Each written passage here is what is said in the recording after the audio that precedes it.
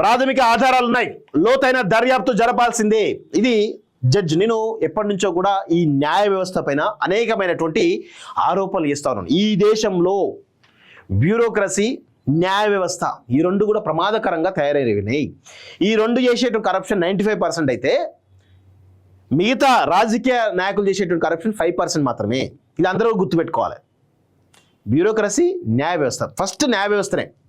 ఈ న్యాయం అంగట్లో సరుకులాగా అమ్ముడు పోతా ఉంది. ఈ న్యాయం అంగట్లో సరుకులాగా అమ్ముడు పోతా ఉంది అని చెప్పేసి నేను అనేక సార్లు ఈ మాన్యూస్ వేదికగానే చెప్పిన. ఈరోజు ఆ న్యాయాన్ని చెప్పేటువంటి న్యాయాధిపతులందరూ కూడా కొన్ని సామాజిక వర్గాలకు సంబంధించిన వాళ్ళే ఉంటారు ఈ దేశంలో. అందుకే న్యాయం కొందరికే దక్కుతుంది, అందరికీ దక్కదు. ఈ దేశంలో న్యాయం అనేది అంగట్లో సరుకులాగా తయారైపోయింది, అమ్ముడు పోతా ఉన్నది. దానికి కారణమే ఇది గుర్తుపెట్టుకోండి.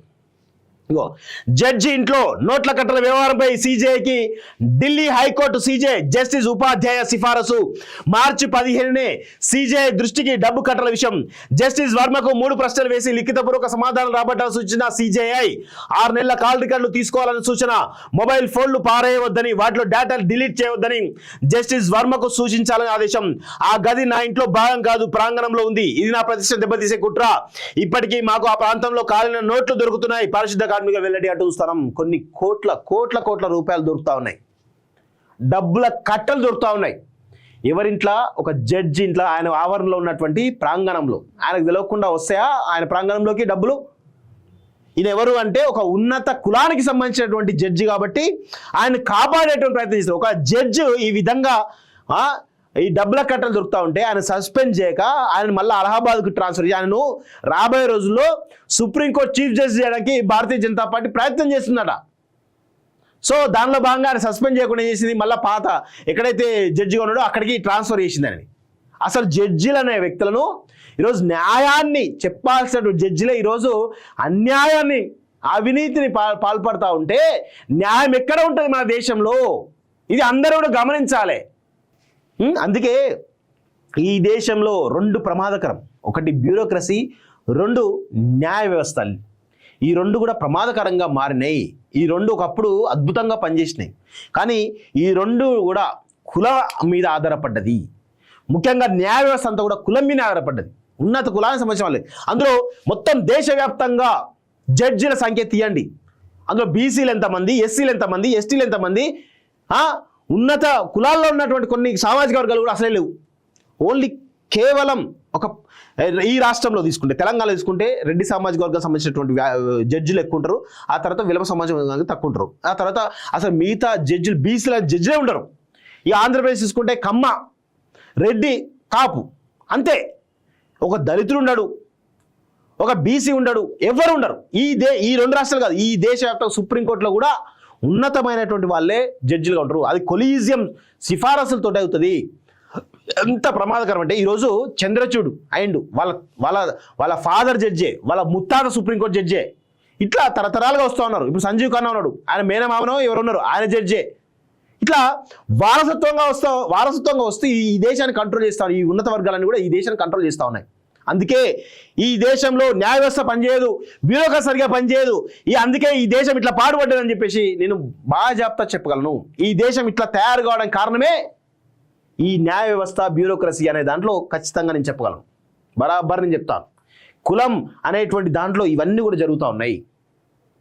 ఇప్పటికైనా కానీ బీసీ వర్గాలు, ఎస్సీ ఎస్టీ వర్గాలు మేల్కొంటే బాగుంటుంది. అంతే తప్ప మేల్కొనంత వరకు ఈ సిస్టమ్ ఇలానే కొనసాగుతుంది. మనం ఎప్పుడు కూడా ఒక ఉద్యోగం చేయాలి, ఒక ఉద్యోగం చేసి మంత్లీ 50,000 లక్ష రూపాయలు సంపాదించాలి, మళ్ళీ కుటుంబం కోసం టైం కేటాయించాలనే ఒక ధోరణితోటే మనం ట్యాక్స్లు కట్టి ఆ ఉన్నత వర్గాలను వాళ్ళని పెంచి పోషిస్తూ ఉన్నాం. కానీ మనం రక్త మాంసాలను కరిగించి కష్టపడి కడుతున్నటువంటి ట్యాక్సులతోటి ఈ ఉన్నత వర్గాలన్నీ కూడా దొబ్బి తింటా ఉన్నాయి. ఇది అందరూ కూడా గమనించాలి. మనమేమో కాయ కష్టం చేసి ట్యాక్స్లు కడతాము, ఆ ట్యాక్స్లతో వచ్చిన డబ్బులని వాళ్ళు ఎంజాయ్ చేస్తూ ఉంటారు. ఇది జరుగుతున్నటువంటి ప్రక్రియ. ఈ దేశంలో న్యాయం అనేది అంగట్లో సరుకు అయిపోయింది. అందుకే ఈ న్యాయ వ్యవస్థ పైన ప్రతిసారి కూడా నేను కామెంట్ చేస్తూనే ఉంటా. ఈవెన్ బీసీలకు సంబంధించిన రిజర్వేషన్ బీసీ బిల్ పాస్ అయింది కదా, బరాబర్ చెప్తాం, రాసి పెట్టుకోండి. రేపో మాపో కోర్టులలో అది వీగిపోకపోతే అడగండి, దానిపైన ఆంక్షలు రాకపోతే అడగండి. ఎందుకంటే ఎదగనియ్యారు. ఈ స్థానిక సంస్థలు కానీ విద్యా ఉపాధి అవకాశాలు కానీ ఏ రిజర్వేషన్లను బీసీలకు అమలు కానియరు. అది 100% నేను చెప్పగలుగుతా. ఢిల్లీ హైకోర్టు న్యాయమూర్తి యశ్వంత్ వర్మ ఇంట్లో నోట్ల కట్ల వ్యవహారం సంబంధించి సుప్రీంకోర్టు తన వెబ్సైట్లో అప్లోడ్ చేసిన నివేదిక ద్వారా పలు కీలక అంశాలు బయటపడ్డాయి. ఢిల్లీ హైకోర్టు ప్రధాన న్యాయమూర్తి జస్టిస్ దేవేంద్ర కుమార్ ఉపాధ్యాయకు ఈ వ్యవహారం గురించి మార్చి 15 సాయంత్రం తెలియగా, ఆ తర్వాత కొద్దిసేపటికి ఆయన విషయాన్ని సుప్రీం సీజే సంజీవ్ ఖన్నా దృష్టికి తీసుకెళ్లారు. శనివారం రాత్రి పొద్దుపోయాక సుప్రీంకోర్టు అప్లోడ్ చేసిన 25 పేజీల డాక్యుమెంట్లో 2వ పేజీలో ఈ విషయం స్పష్టంగా ఉంది.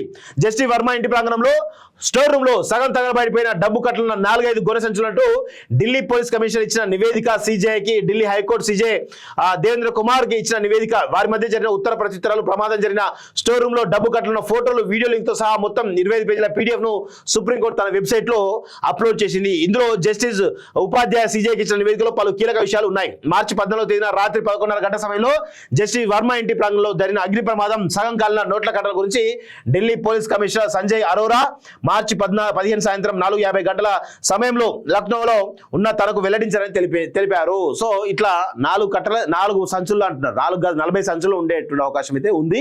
సో ఇలాంటి వాళ్ళపైన చర్యలు తీసుకోరు.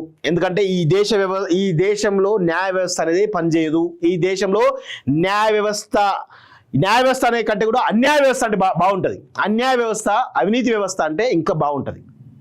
నాకైతే నమ్మకం లేదు వీటిపైన. ప్రాథమిక ఆధారాలు ఉన్నాయి, లోతైన దర్యాప్తు జరపాల్సిందే. ఇది జడ్జ్. నేను ఎప్పటి నుంచో కూడా ఈ న్యాయ వ్యవస్థ పైన అనేకమైనటువంటి ఆరోపణలు చేస్తా ఉన్నాను. ఈ దేశంలో బ్యూరోక్రసీ, న్యాయ వ్యవస్థ ఈ రెండు కూడా ప్రమాదకరంగా తయారైనవి. ఈ రెండు చేసేటువంటి కరప్షన్ 95% అయితే మిగతా రాజకీయ నాయకులు చేసేటువంటి కరప్షన్ 5% మాత్రమే. ఇది అందరూ గుర్తుపెట్టుకోవాలి. బ్యూరోక్రసీ, న్యాయ వ్యవస్థ. ఫస్ట్ న్యాయ వ్యవస్థనే. ఈ న్యాయం అంగట్లో సరుకులాగా అమ్ముడు పోతా ఉంది. ఈ న్యాయం అంగట్లో సరుకులాగా అమ్ముడు పోతా ఉంది అని చెప్పేసి నేను అనేక సార్లు ఈ మాన్యూస్ వేదికగానే చెప్పిన. ఈరోజు ఆ న్యాయాన్ని చెప్పేటువంటి న్యాయాధిపతులందరూ కూడా కొన్ని సామాజిక వర్గాలకు సంబంధించిన వాళ్ళే ఉంటారు ఈ దేశంలో. అందుకే న్యాయం కొందరికే దక్కుతుంది, అందరికీ దక్కదు. ఈ దేశంలో న్యాయం అనేది అంగట్లో సరుకులాగా తయారైపోయింది, అమ్ముడు పోతా ఉన్నది. దానికి కారణమే ఇది గుర్తుపెట్టుకోండి. జడ్జి ఇంట్లో నోట్ల కట్టల వ్యవహారంపై సీజేకి ఢిల్లీ హైకోర్టు సీజే జస్టిస్ ఉపాధ్యాయ సిఫారసు. మార్చి 15నే సీజే దృష్టికి డబ్బు కట్టల విషయం